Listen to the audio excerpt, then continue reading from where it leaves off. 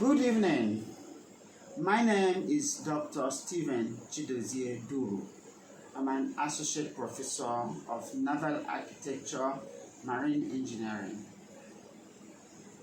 My dear, this is a lecture on ship propulsion.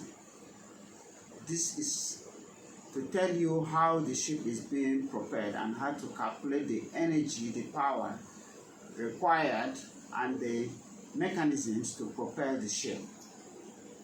This is meant mainly for my students, but I will try to deliver these lectures that anyone who is interested can understand it. Thank you. Now, to begin, we have this book, Ships and Naval Architecture by R. Monroe Smith. On page 286 of this book, you will see resistance and powering of ships. So, just like when we are moving in the air, we encounter resistance from the air. Also, but we can run if it is in the air because the resistance is not as high as when you are moving in the water. When you are moving in the water, you will see that you cannot run because the water will hold your legs because of the resistance of the water to the motion. This is mainly due to what? Resistance, that is a frictional viscosity of the water. So, in order for a ship to move, this viscosity will prevent the ship from moving. Not only viscosity. We have other aspects, other things that take energy from the ship. For instance, as I will show you, though we have talked of viscosity, we also have the waves that are coming out of the ship. The waves, you can see here, we have the wave-making resistance. And this wave-making resistance, you can see how it looks like.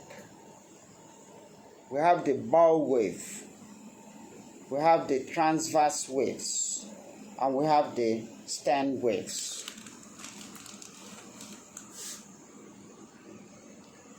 These are the waves that is generated by the ship. The waves come because the surface of the water is under gravitational force as a continuum. When there is a change, a force acting on it,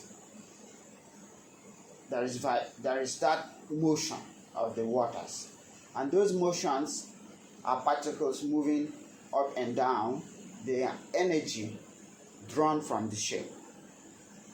Also, we have the frictional energy, as I said, viscosity. You can see it better now. You can see the flow around the hull.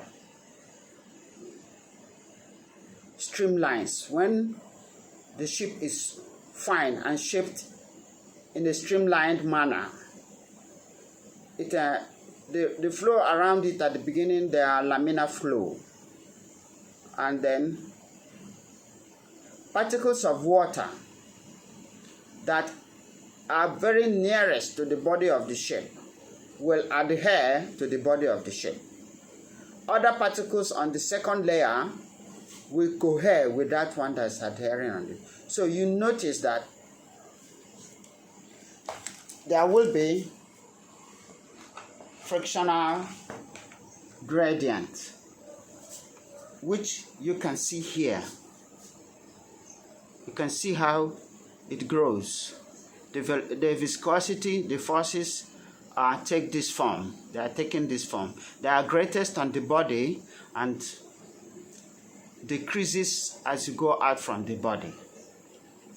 And these are the effect of frictional drag, due to viscosity of the water. They tend to pull the ship against its desired motion direction, and then they constitute what is called frictional resistance. And here as the flow goes towards the stern, you can see eddies. They turn round as they break off from the body of the vessel. You can see eddies. These eddies are called eddies resistance. Also, the body of the vessel, part of it is out of the water. This part that is out of the water encounter the air resistance, and that is known as the resistance due to air. Also, if you watch here, we have a propeller and other attachments on the body of the ship, like the rudder, which is not shown here. These are called appendages. Sometimes we have what is called stabilizing fins. Anything that is attached, like we attach our legs are attached to the body. Our hands are appendages to our body. So also those things also cause resistance to motion, in what we call appendages resistance.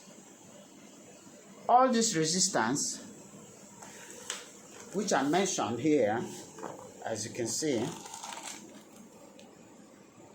we have another. This is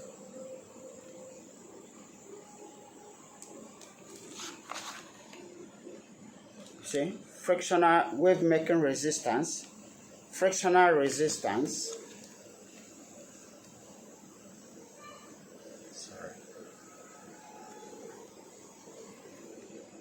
And you will see them in this book, as I have just mentioned. I have not mentioned one, which we call form resistance. The form of the shape.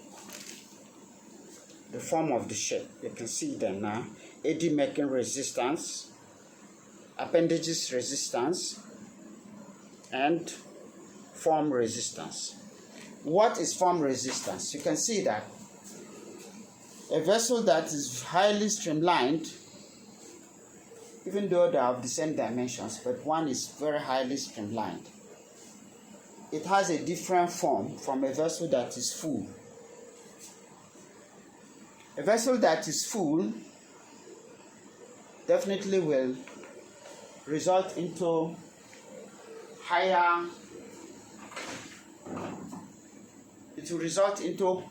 resistance to motion than a vessel that is streamlined. So the form of the shape, everything of the underwater side of the shape has to do with the resistance. That's what we call form resistance. I will stop here and then upload and we continue. Thank you.